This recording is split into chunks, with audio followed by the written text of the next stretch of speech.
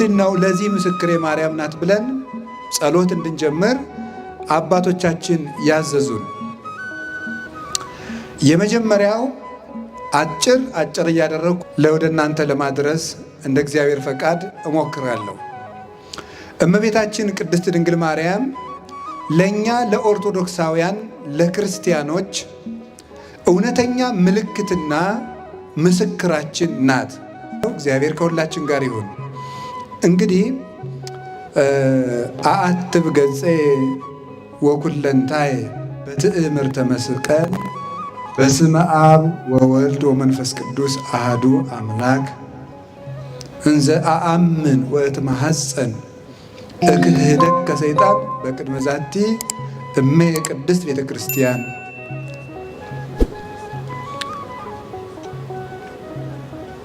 በአብ በወልድ በመንፈስ ቅዱስ ስም አምኜ ፊቴንና መላ ሰውነቴን አማትባለሁ። በቅድስት ቤተ ክርስቲያን ጸሎት እያመንኩና እየተማጸንኩ ሰይጣን ሆይ እክድሃለሁ፣ አንተን ለመካዴ ደግሞ ምስክሬ ማርያም ናት። ይህ ብለን ጸሎት እንድንጀምር አበው በስርዓታቸው ስርዓተ ጸሎትን ከመጀመር በፊት ማንም ሰው የእግዚአብሔር ለመሆኑ ከዲያብሎስ ለመላቀቁ ድንግል ማርያምን ምስክር አድርጎ ለጸሎት እንዲቆም አባቶቻችን ስርዓት ሰርተውልናል። ለምንድነው ለዚህ ምስክሬ ማርያም ናት ብለን ጸሎት እንድንጀምር አባቶቻችን ያዘዙን? የመጀመሪያው አጭር እያደረኩ ለወደ እናንተ ለማድረስ እንደ እግዚአብሔር ፈቃድ እሞክራለሁ።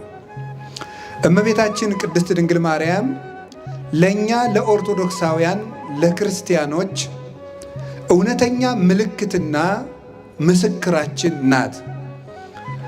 በእውነት ብፁዕ አባታችንም ድንቅ አደረጉ። ይህንን ርዕስ መርጠው ጉባኤ ማዘጋጀታቸው አንድ ኦርቶዶክሳዊ ክርስቲያን በሕይወቱ ዘመን ዲያብሎስ ለሚያቀርብበት ጥያቄም በዲያብሎስ ወንበዴ ፊት ሲያልፍ አውጥቶ የሚያሳየው የመንፈሳዊ የይለፍ ደብዳቤ ድንግል ማርያምን ማሳየቱ ነው።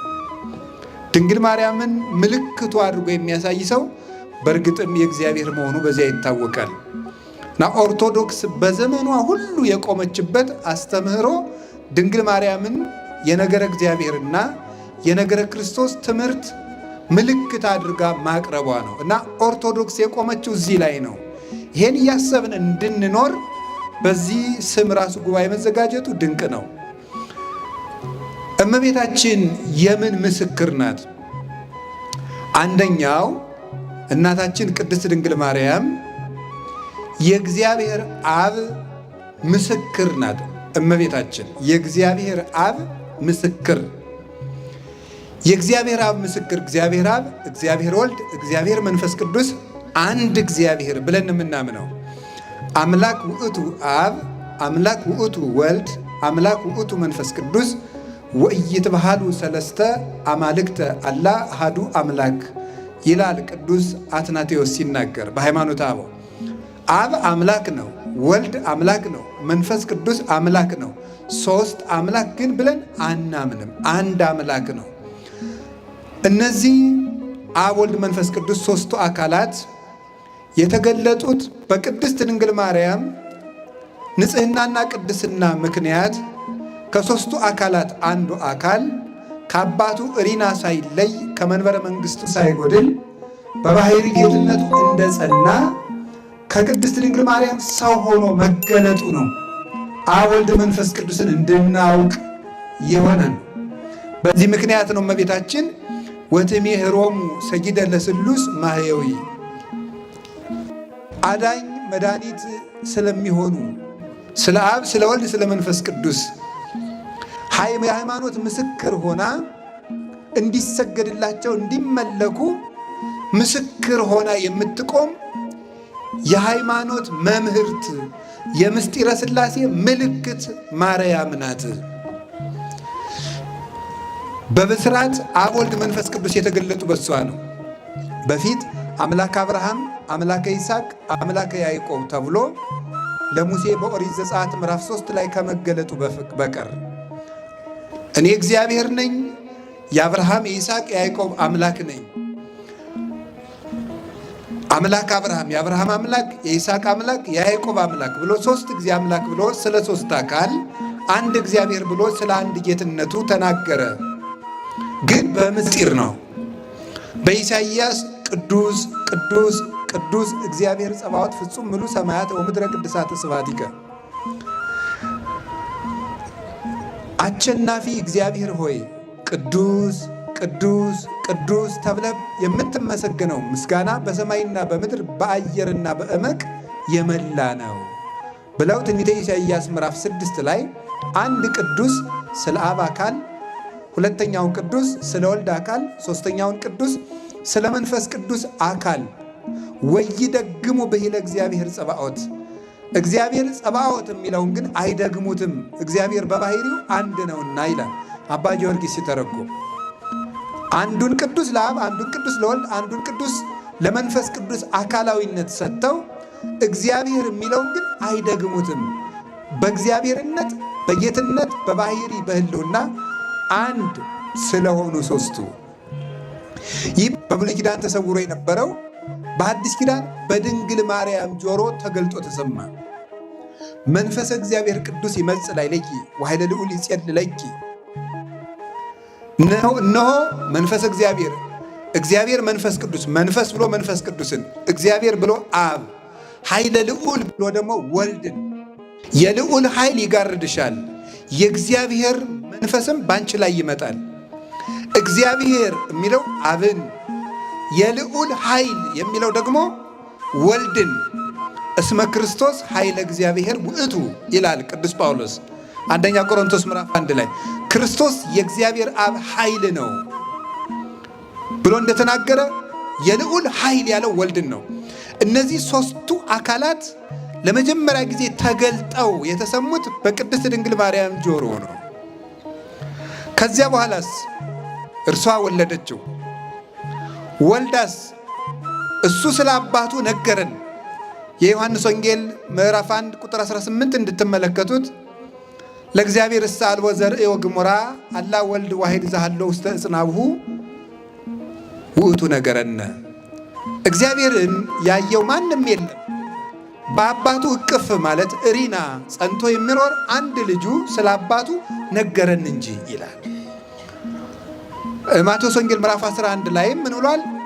አልቦ ዘየአምሮ ለወልድ ዘእንበለ አብ ወአልቦ ዘየአምሮ ለአብ ዘእንበለ ወልድ ወለዘፈቀደ ወልድ ይከስት ሎቱ።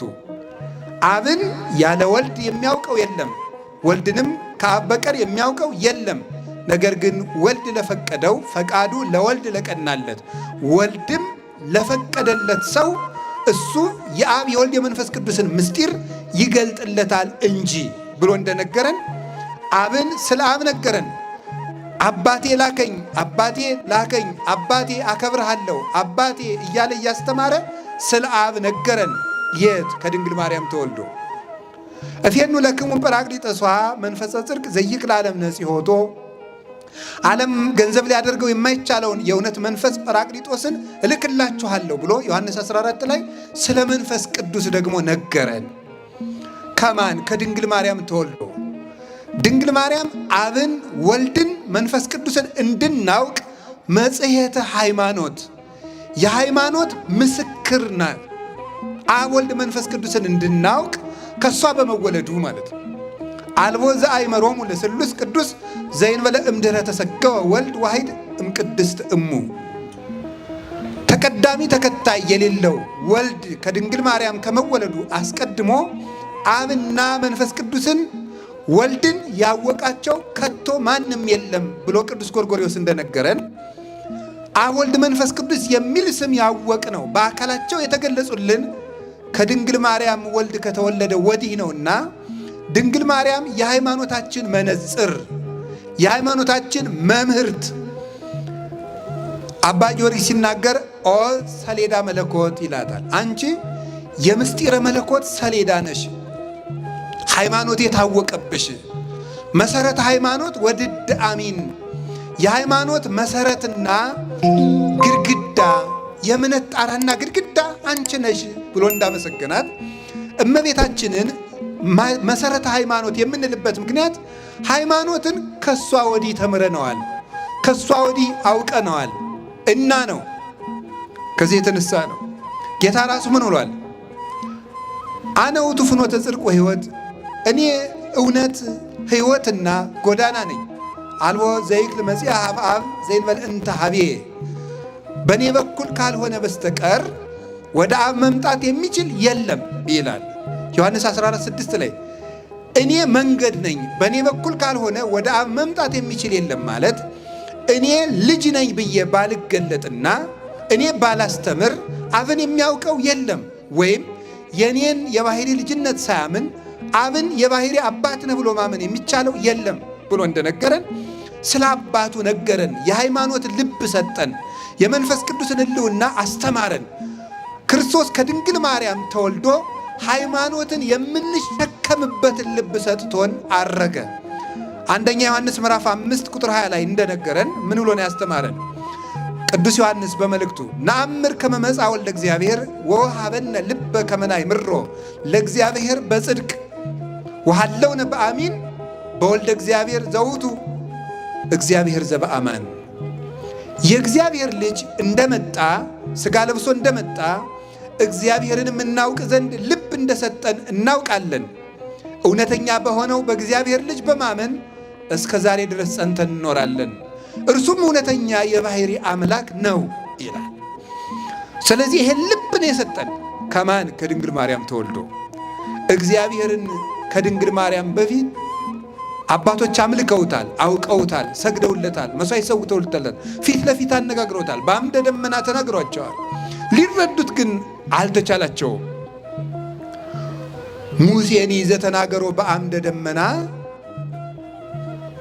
ርኢክዎ ወስእንኩ ጠይቆቶ።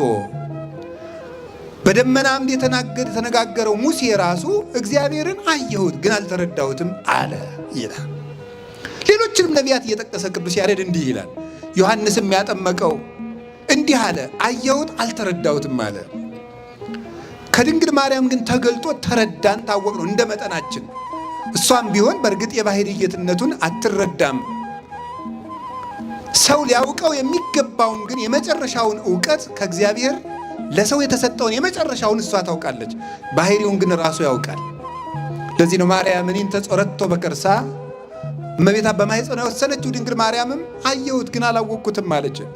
ነገር ግን ከመዘይ ሰቲ ነጥበጠል ሙስተቀላይ ብዙህ፣ ከሰፊ ውቅያኖስ ሄዶ ጠብታ ውሃ ለጥሙ ያህል እንደሚጠጣ ሰው ለሃይማኖት ያክል የምናውቀውን የእግዚአብሔርን ዕውቀት ያወቅነው ከድንግል ማርያም ወዲህ ነው።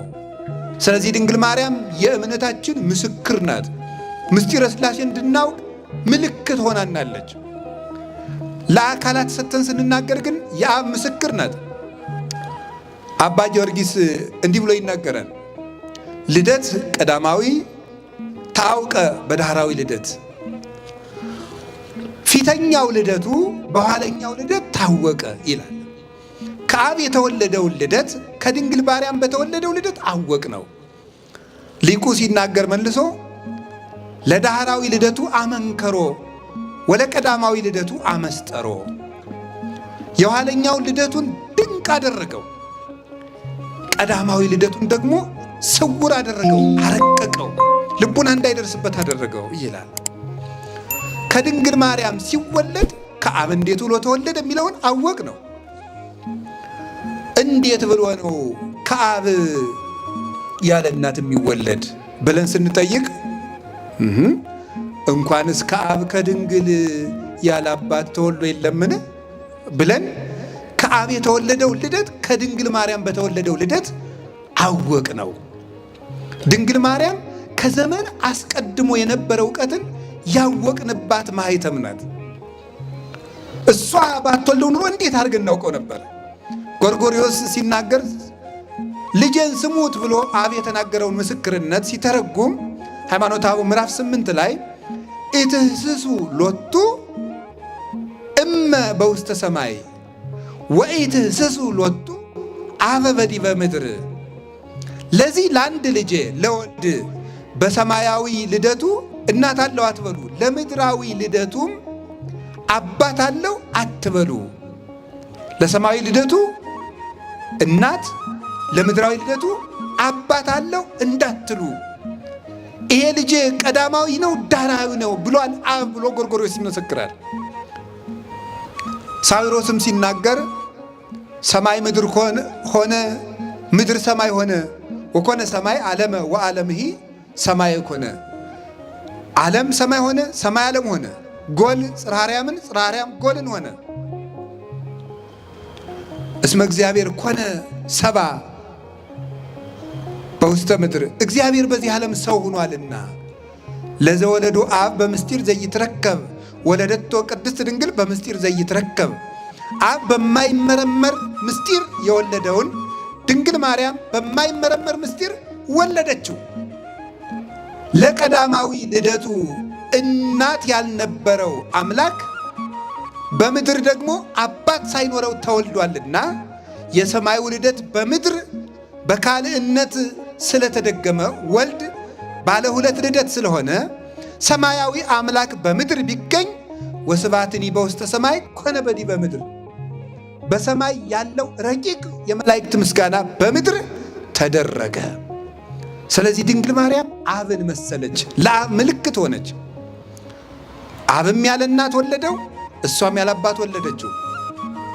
አምላክ ልጅ ያለው አብ ብቻ ነው። አምላክ ልጅ ያላት ድንግል ማርያም ብቻ ናት። የአምላክ አባት አምላክ እግዚአብሔር አብ ነው። ድንግል ማርያም ደግሞ ሰው ሆና ፈጣሪዋን የወለደች ናት። ፍጡር ናት፣ የፈጣሪ ግን እናት ናት።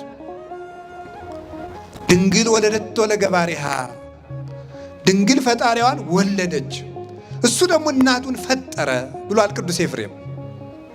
ከዚህ የተነሳ እመቤታችን የአብ ምስክር ናት። አብ በማቴዎስ ወንጌል ምዕራፍ 3 ቁጥር 17 ላይ ልጄ የሚላችሁን ሁሉ ስሙት፣ ወሎቱ ስምዕዎ፣ ልጄን ስሙት አለ።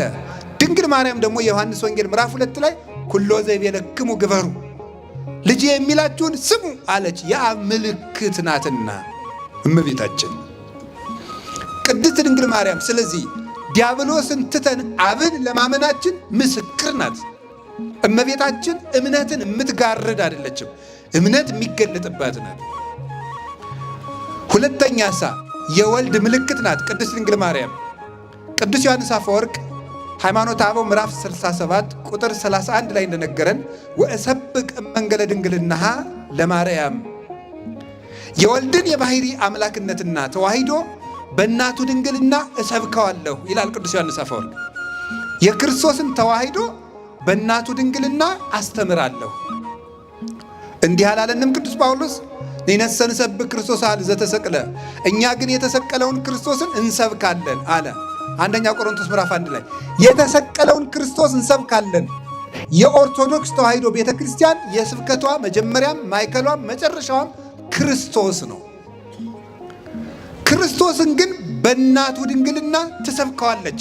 እናቱን እያሳየች የእናቱን ድንግልና ማስረጃ እያደረገች ክርስቶስን የምትሰብክ ቤተ ክርስቲያን ናት። እንዴት አድርጎ ነው? እሱ አምላክ ነው።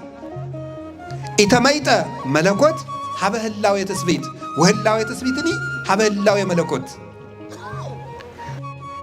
እሱ ሰው ሲሆን ስጋን ከድንግል ማርያም ሲዋሃድ መለኮታዊ ባህሪው ወደ ስጋ አልተለወጠም፣ ስጋም ወደ መለኮታዊ ባህሪ አልተለወጠም። ግን አንድ ነው። ክርስቶስ ሁለት አይደለም። አምላክ ሰው ሆኗል። ሰው ከአምላክ ጋር ተዋህዶ ጌትነትን ገንዘቡ አድርጓል። ክርስቶስ አንድ ነው። ግን አምላክነት ወደ ሰውነት አልተለወጠም፣ ሰውነቱ ወደ አምላክነት አልተለወጠም። ክርስቶስ ማለት በራሱ አምላክ ወሰብ ህቡረ በተዋህዶ ማለት ነው።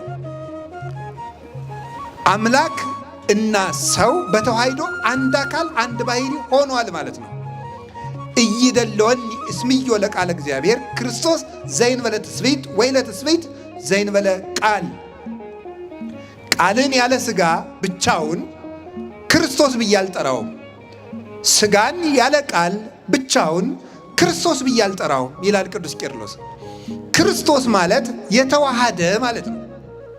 ክርስቶስ ማለት ቅቡ ክርስቶስ ቢል ቅቡ ማለት ነው።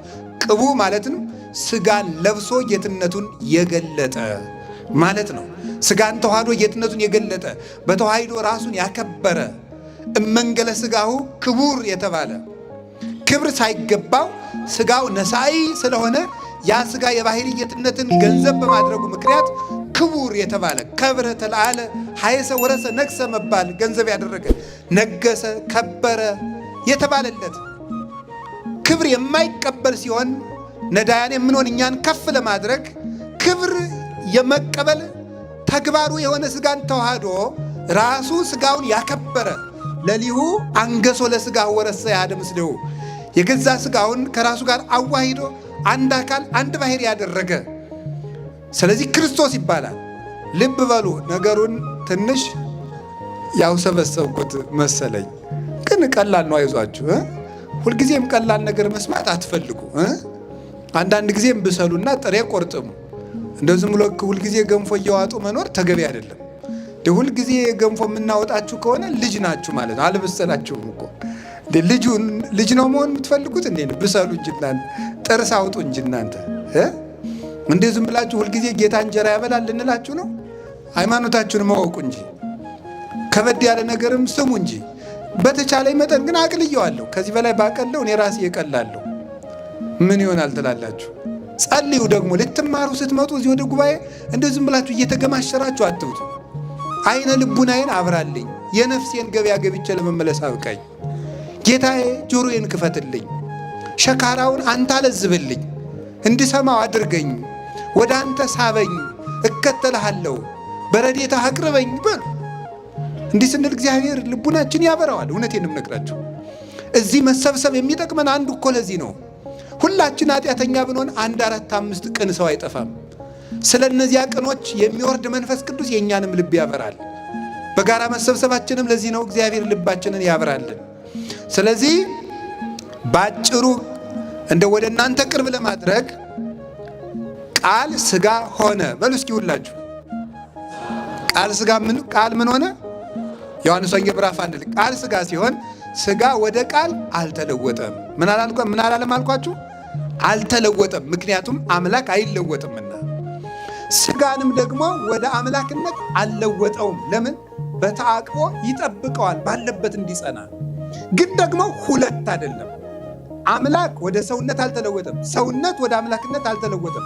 ክርስቶስ ግን አንድ ነው፣ ሁለት ደግሞ አይደለም። ሁለት አይደለም፣ አንዱ ወደ አንዱ አልተጠፋፋም፣ አልተጨፈለገም። አንድ አካል አንድ ባህሪ ነው፣ ግን ደግሞ አንዱ አንዱን አላጠፋም፣ አልጠቀለለም።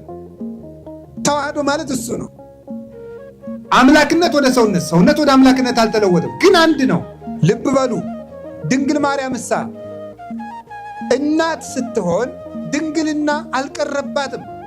ድንግል ስትሆን እናትነት አልቀረባትም።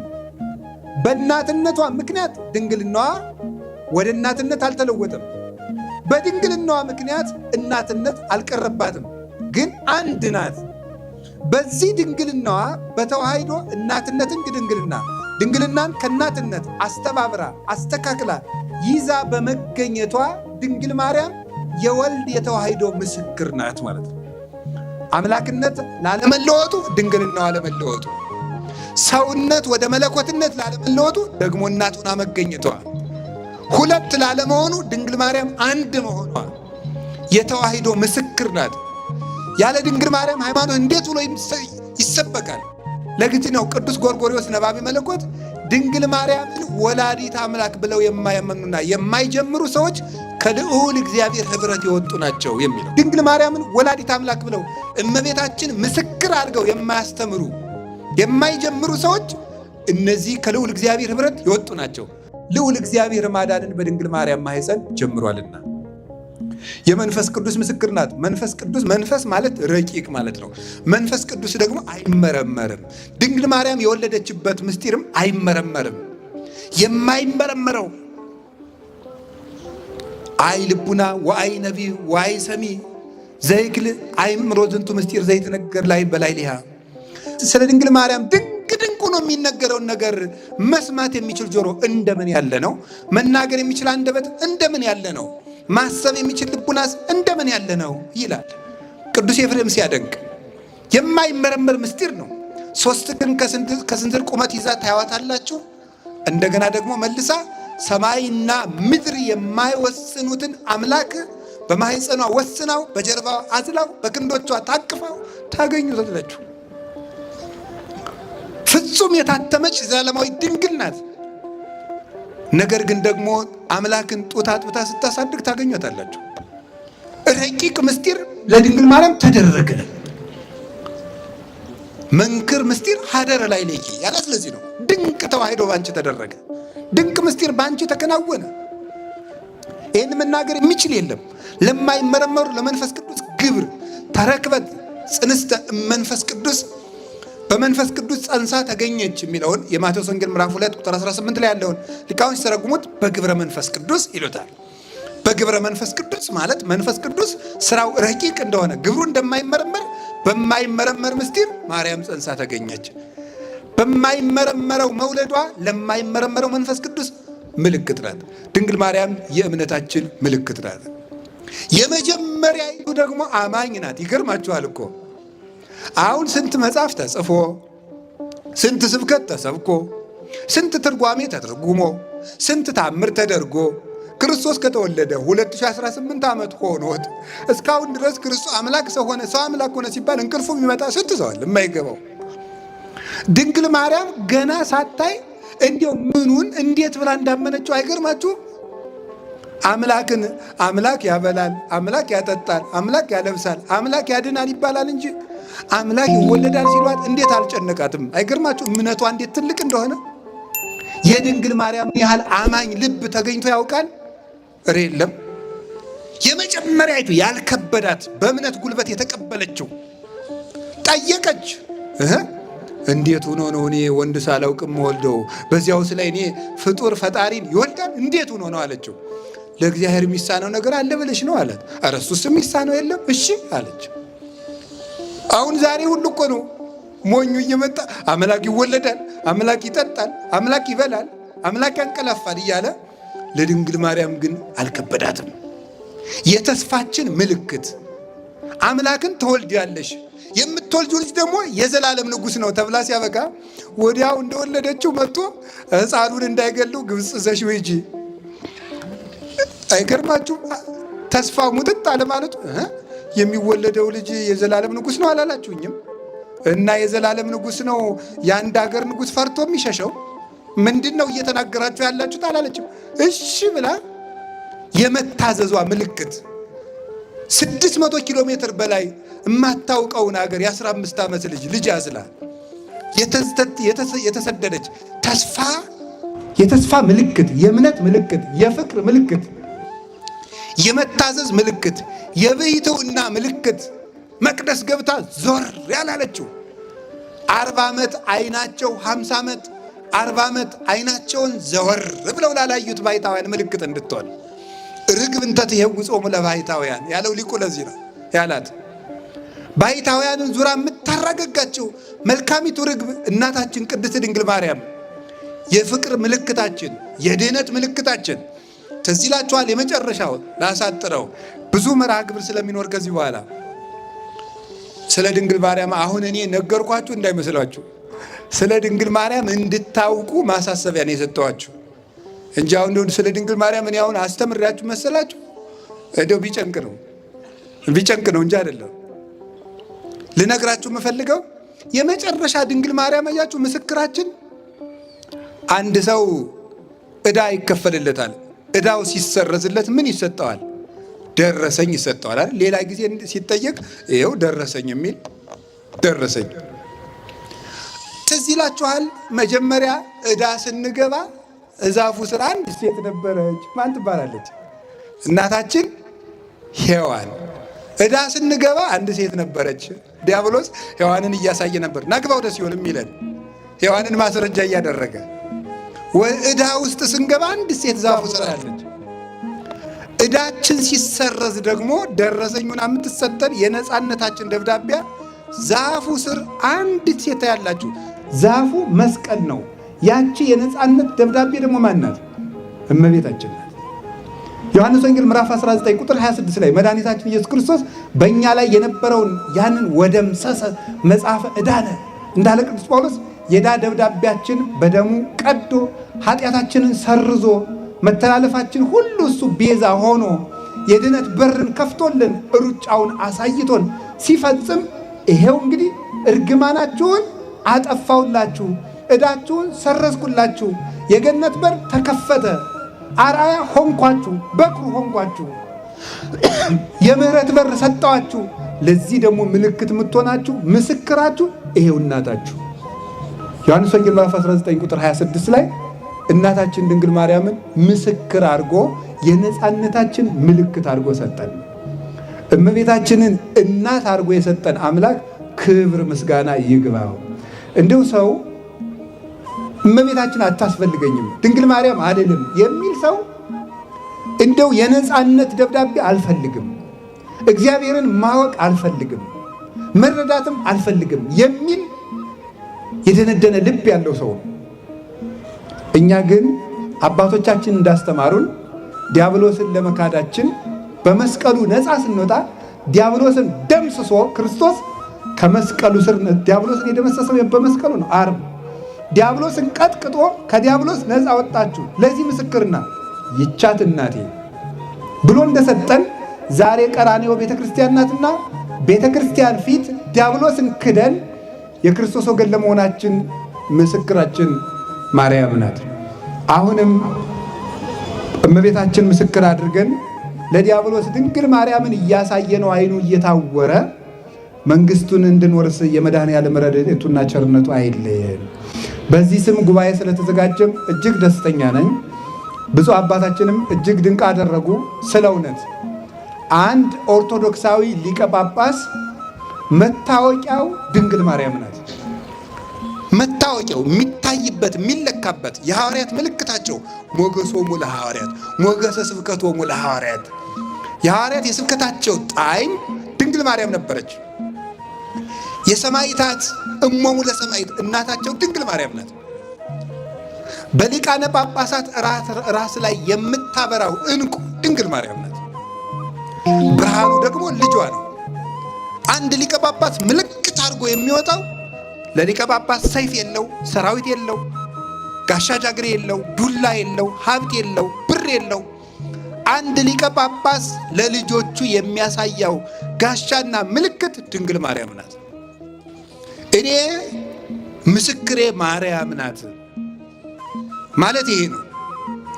ይህንን የብፁዕ አባታችን የአቡነ አብርሃም የግብር አባታቸው ቅዱስ ቄርሎስ የሁላችን አባት በ431 ዓመተ ምህረት ዓለም አቀፍ ጉባኤ በኤፌሶን ተዘጋጅቶ ነበረ።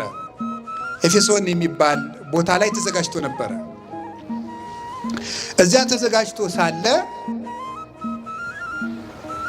ግሪክ ውስጥ ማለት ነው ዛሬ ኤፌሶን ጉባኤ ተዘጋጅቶ ሳለ ንስጥሮስ የሚባለው ከሃዲ ድንግል ማርያምን ወላዲተ አምላክነቷን የካደው ከሃዲ ቄርሎስን ለመከራከር ሲመጣ ይዞ የመጣው 50 ወታደሮችን ነው። ይገርማችኋል። ቅዱስ ቄርሎስሳ ምን ይዞ እንደሄደ ታውቃላችሁ? ወደ ጉባኤው ወላዲተ አምላክ የሚል ታፔላ የያዙ 50 ጳጳሳት ነው ይዞ ሄደው። ወላዲተ አምላክ ዓለም አቀፍ የቅዱስ ቄርሎስ መታወቂያ ስም ነው። የሞተውም ይህን ስም እየተናገረ ነው። ይህን ስም እየተናገረ ወላዲተ አምላክ የሚል ጽሑፍ አጽፎ፣ እንደ ዛሬ ኮምፒውተር የለ፣ በብራና አጽፎ ጳጳሳቱ ያንን ዘርግተው ይዘው ወላዲተ አምላክ እያሉ ነበር ኤፌሶን የደረሱት። የቄርሎስ ምስክሩ የነገረ ክርስቶስ እንዲያውም እኮ the father of Christology ነው የሚባለው። ቅዱስ ቄርሎስ ወይም the doctor of Christology ይባላል። የነገረ ክርስቶስ አባት ነው የሚባለው። ክርስቶስን እንደ ቄርሎስ አድርጎ የሰበከ የለም። እንደ ቄርሎስ ክርስቶስን የሞተለት ያመሰጠረው ተዋህዶውን የገለጠ የለም። ምልክቱ ግን ድንግል ማርያም ነበረች። መታወቂያው ወላዲተ አምላክ ነበረ። ድንግል ማርያምን ወላዲተ አምላክ እያለ ክርስቶስን ሰበከው። በየትኛውም የሊቅ ትምህርት ብታነቡ፣ የቤተ ክርስቲያን ትምህርት ብላችሁ ብታነቡ፣ በአማርኛም በግዕዝም በእንግሊዘኛም የቅዱስ ቄርሎስ መጻሕፍት አሉ። ፈልጋችሁ ብታነቧቸው እንደ ቅዱስ ቄርሎስ አድርጎ ነገረ ክርስቶስን የሰበከ የለም። ግን ድንግል ማርያምን ምልክት እያደረገ ነበር ያስተማረው። እና እኔ እውነቴን ነው፣ ለዚህም ምስክሬ ማርያም ናት የሚለው ጉባኤ መዘጋጀቱ የኦርቶዶክሳውያን መታወቂያ የሚሆን ጉባኤ ነው። እንዲህ ያለ ጉባኤ እስካሁን መዘጋጀትም ነበረበት። እንግዲህ መዘጋጀት ያለበት ወደፊቱም መቀጠል ያለበት ነው። መታወቂያችን ድንግል ማርያም ናት። ይሄ የምናፍርበት አይደለም። ክርስቶስን ያየነው በድንግል ማርያም ነው።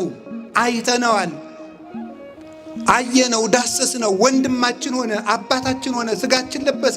እኛ በተመላለስንበት ምድር ተመላለሰ፣ እኛን መሰለን።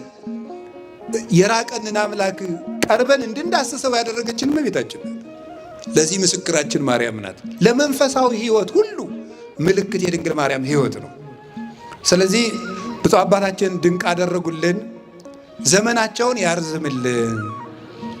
እመቤታችንን መታወቂያ እንድናደርግ፣ ከእሷ ጋር እንድንዋሃድ፣ በእሷ እግዚአብሔር እንድናገኝ መልእክት ያለው ነው። ልጆች መታወቂያችሁ ድንግል ማርያም ናት፣ ምስክራችን እመቤታችን ናት፣ የመዳናችን ምልክት ናት የሚል መልእክት ያለው ጉባኤ ነው። አንድ ሊቅ የተናገረው ልንገራችሁ። ሰው እግዚአብሔር ለመውደዱ ወርቅ ያመጣል፣ ብር ያመጣል፣ ዕንቁ ያመጣል። እሱ የሰው ልኩ እስከዚያ እስከሆነ ድረስ ነው እንጂ የእግዚአብሔር ፍቅር ግን በዚያ ብቻ የሚገለጥ አልነበረም ይላል። የሰው ልኩ ግን እዚያ ላይ ያበቃል። በቃ አለቀበታ። የመጨረሻ ትልቅ ነገሩ ወርቅ ሆኖ ቁጭ። የሰው ነገር ምስኪን አይደል? የመጨረሻ ወርቅም ላለው ነው እያላችሁ ነው። አባ አልገባህም፣ እኛ ዳቦም የለን እያላችሁ ነው አይደል? በውስጣችሁ ግድ የላችሁም። ባላችሁ መጠን ማለት ነው። ውሃ ያለው በውሃ ፍቅሩን ይገልጣል። አንድ የቤተ ክርስቲያን ሊቅ የተናገረው ልንገራችሁ። አሁን እኛ ለድንግል ማርያም የምናደርገው ነገር ሁሉ ለእሷ ይመጥናል ይላል። ኧረ አይመጥንም። ምን ብለንስ እናመሰግናታል? ኧረ አይመጥንም። ግን እላ አንድ ንጉሥ በግዛቱ ሲያልፍ አንድ ገበሬ እኒያ ምንድን ናቸው ብሎ ጠይቆ ንጉሱ ሲያልፉማ የማይመጥን ስጦታ ቢሆንም እንዲሁ መቼም ንጉሱን መናቅ እንዳይሆንብኝ ብሎ ውሃ ቀርቶ ይዞ ይሮጣል ወደ ንጉሱ። ንጉሱ ያን ገበሬ አንተ እኔ ጠጅ ነው እንጂ ውሃ ጠጣለሁ ይለዋል ወይስ እኔን አክብረ በሬዎችን አቁመ ውሃ ቀርተ መጣ ብሎ ይሸልመዋል ይላል? ይሸልመዋል እንጂ ገበሬው በአቅሙ ንጉሱን አክብረዋል። እኛም ድንግል ማርያምን እስከ መጨረሻው አቅማችን ማክበራችንን ለመግለጽ ነው እንጂ ለመሆኑ እግዚአብሔር ልጇ በሰጣት ክብር መጠን ይቅርና ምኗንስ የአንዲቱን የፀጉሯን ዘለላስ ማክበር ይቻለናል? አይቻልም። ድንግል ማርያምን እንደምንወዳት እስመ አፍቀረ ንጉሥ ስነኪ፣ ንጉሥ እግዚአብሔር ዓይኑ ያረፋባትን ድንግል ማርያም በማክበር እግዚአብሔርን እንድናከብር ይሄ ምልክት ነው። ለዚህ ምስክሬ ማርያም ናት። እግዚአብሔር ይስጥልኝ። ወስብሐት ለእግዚአብሔር።